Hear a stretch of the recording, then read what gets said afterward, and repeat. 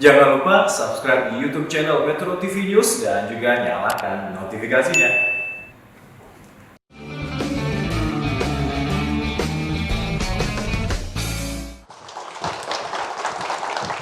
Ya, Didit dan Ica kita lanjutkan ya. Didit, ini kan kalau dilihat ini banyak sekali anak muda yang ketika gagal, tadi kan ditolak-tolak itu kan, kemudian putus asa, bubar aja. Apa yang membuat kamu dan teman-teman hari itu yakin bahwa kasir pintar ini akan dibutuhkan dan bisa hidup? Ya, jadi sebenarnya kalau kita ingin melakukan sesuatu ya, kita harus tahu tujuan awal kita gitu. Kalau saya sendiri, tujuan awal ya kita bisa membantu orang lain gitu. Kalau misalnya produk kita dinilai sudah membantu, ya alhamdulillah kita itu bisa merasa senang gitu. Nah, meskipun nanti pada akhirnya kita jatuh, kembali lagi ke tujuan awal, kita bantu orang lain. Kita cari berkahnya aja. Tantangan terberat waktu itu apa ya untuk bisa mempertahankan keyakinan bahwa enggak, satu hari ini akan berhasil? Jadi sebenarnya kalau dari internal, gimana caranya saya itu bisa menyatukan tim, terutama founder ini. Karena tiap orang itu pasti punya tujuan masing-masing gitu. Terutama kalau sudah lulus kuliah kan dia itu biasanya pengen kerja di mana gitu kan. Didit dan Ica ya, kalau ada yang tanya apa sebenarnya manfaat atau keistimewaan dari kasir pintar ini? Keistimewaannya adalah kasir pintar ini kita targetkan untuk UMKM. Bahkan jadi dari waktu awal aja kalian udah mikirkan bahwa ini cocoknya untuk UMKM ya? Betul. Dan itu kita waktu awal kita buka itu gratis. Jadi benar-benar silakan pakai gitu. Kita pengen tahu sebenarnya seberapa berdampak sih aplikasi kami untuk membantu UMKM. Jadi kalau sekarang kita luncurkan fitur premium, jelas karena kita benar-benar menganggap kita harus membantu, akhirnya fitur kami pun juga kita buat seekonomis mungkin kayak gitu. Oke, premium itu harus berbayar. Harus berbayar. Pro tetap, ini ya. Iya, pro tapi murah. Tapi yang nggak bayar masih ada? Masih ada selamanya. Masih. Free selamanya. Apa bedanya yang tidak berbayar dan yang berbayar ini? Oke, yang awal yang free selamanya ini itu cocok untuk pebisnis pemula. Jadi misalnya dia belum punya staff atau masih sendiri single fighter, dia cocok menggunakan kasir pintar yang free. Tapi kalau misalnya dia udah scale bisnisnya udah lumayan, misalnya dia udah punya staff banyak, nah dia cocok dengan aplikasi yang premium. Di mana yang premium ini selain dari dia bisa mengontrol staffnya, dia juga bisa upload barang sampai 10.000 barang, terus dia juga dari fitur-fiturnya jauh lebih lengkap gitu segi laporannya. Jadi dia tahu laporan penjualannya berapa dari tahun ini, bahkan bisa customize dan sampai laporan pajak, sampai laporan pengunjung. Jadi kalau misalnya pengunjungnya tuh jam berapa sih yang paling rame gitu, kita juga ada laporan di sana. Dari mana itu bisa tahu pengunjungnya ramai? Ini kan pembeli atau pengunjung? Banyak juga yang datang tapi nggak beli. Oh iya. Ini yang maksudnya pengunjung itu beli ya? Iya, pembeli. Oke, jadi gitu. ada data yang tercatat, transaksi. Ya, dari transaksinya itu. Oke, itu bisa diakomodasi oleh kasir pintar ini. Baik, tadi kan disebutkan apa? Sekitar 1,5 juta orang yang pakai. Ini siapa aja? Tadi ada UMKM, tapi industri apa aja atau pengusaha apa aja atau orang apa aja yang menggunakan aplikasi ini? Jadi ada beberapa bidang bisnis yang pakai kasir pintar. Kalau yang pertama itu bisnis F&B, kemudian yang kedua itu toko kelontong, terus yang ketiga itu agen pulsa atau PPOP. Yang paling banyak yang mana? Yang paling banyak itu F&B. Tapi itu tergantung trennya kayak gitu.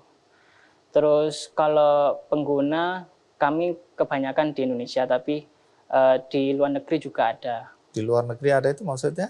Ada orang Singapura, terus Malaysia, terus dari Peru juga ada. Aplikasi ini berbahasa apa? Berbahasa Indonesia, cuma nanti bisa dipilih bahasanya. Bahasa Thailand, Vietnam, Malaysia, atau bisa? Bahasa Inggris bisa. Kalian menyiapkan itu atau? Iya, memang menyiapkan. Jadi memang target awal kan Indonesia. Kalau yang kedua itu ke Asia Tenggara gitu. Artinya kalian udah cukup go internasional ya? Ya, Amin. alhamdulillah. Amin. Oke, tapi yang paling banyak menggunakan daerah mana kalau di Indonesia? Masih di Jawa Timur. Nah, ke depan apa yang kalian ingin kembangkan dari aplikasi kasir pintar ini? Kalau ke depan kita ingin bikin suatu sistem gitu. Kan kalau kasir pintar ini lebih ke POS atau aplikasi penjualan. Sementara untuk aplikasi akuntansi itu masih perlu pengembangan lagi. Jadi nanti kami kearahkan ke akuntansi. Jadi biar untuk pelaporan pajak ke kantor pajaknya lebih mudah kayak gitu. Sama biar mereka itu tahu laba rugi realnya, terus neraca dan lain-lain kayak gitu. Jadi kalau aku mau menggunakan aplikasi yang premium tadi harus bayar berapa ya? Ini bulanan atau tahunan atau? Bisa bulanan, bisa tahunan. Tapi kalau misalnya tahunan nanti biasanya ada diskon. Oh, ada Jadi diskon. kalau misalnya bulanan sama biaya parkir per hari kita aja masih kalah murah tuh. Kalau misalnya biaya parkir itu 2.000, kalau di kita cuma 1.500 per hari. Oke, Jadi kali 30 hari. 30, ya nggak nyampe 60.000. Oke, menarik ya. Iya. Ini karena memang tujuannya segmentasinya itu kan UMKM ya. Betul, Nah, kalau premium dengar-dengar bisa digunakan di beberapa device sekaligus ya. betul.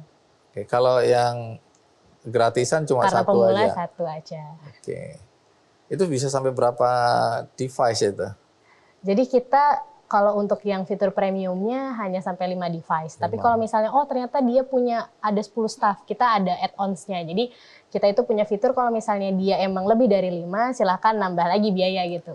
Oke, tapi bisa ya. Betul, bisa sampai berapapun. Customize tadi betul, ya. Betul. Ini kan persaingan akan ketat ya, karena aplikasi sejenis juga akan lahir baik dalam negeri maupun mungkin dari luar masuk. Nah, apa yang membuat kalian yakin bahwa kasir pintar ini akan mampu bersaing? Kalau dari kami founder, saya ngasih tahu meskipun banyak pesaing, tapi kita harus dengerin apa maunya customer kayak gitu. Kemana arahnya customer. Kalau mereka butuh ini, ya kita mau nggak mau harus ngikutin kayak gitu. Jadi nggak perlu pusing-pusing mikirin pesaing-pesaing dari POS kasir pintar ini juga. Oke, menarik. Jadi kita tunggu perkembangannya nanti. Ya, kalau aku punya bisnis yang aku baru mulai, aku pakai yang gratisan dulu boleh ya. Buat Kasir main Bima, pintar ya. gratis nih 1 tahun. Atau nanti kalau boleh nanti kita kerjasama karena aku kan punya juga kegiatan untuk membantu UMKM baik lewat benihbaik.com maupun kegiatan bersama mitra-mitra yang lain di berbagai daerah. Jadi bisa saja kemudian kita kolaborasi ya. Betul. Oke. Terima kasih Didit, Ica. Salam buat yang lain. Ya, jangan kemana-mana dulu karena habis ini kita akan mengundang teman kita juga, anak muda yang saya kenal beberapa tahun lalu di Puerto Rico atau orang Indonesia menyebutnya Purwokerto. Nah, ini menarik karena dia menciptakan aplikasi di mana kalau ya kita ingin menanam modal atau ingin berinvestasi, maka dia memberikan alternatif investasi yang risikonya bisa tanda kutip di manage dengan baik ya. Keroyokan ini dana keroyokan, dana modal keroyokan. Dan kalau Anda ya pengusaha yang memulai usaha sudah cukup berkembang tapi membutuhkan modal, bisa juga memanfaatkan aplikasi ini. Jadi bagi mereka yang ingin mendapatkan modal, bisa memanfaatkan aplikasi ini. Bagi mereka yang juga ingin investasi karena kelebihan uang, juga bisa memanfaatkan aplikasi ini. Nah, siapa dia dan apa manfaatnya bagi para pengguna aplikasi ini? Kita rehat sejenak, saya akan segera kembali. Jadi kalau aku invest 50.000, kira-kira aku dapat berapa ya?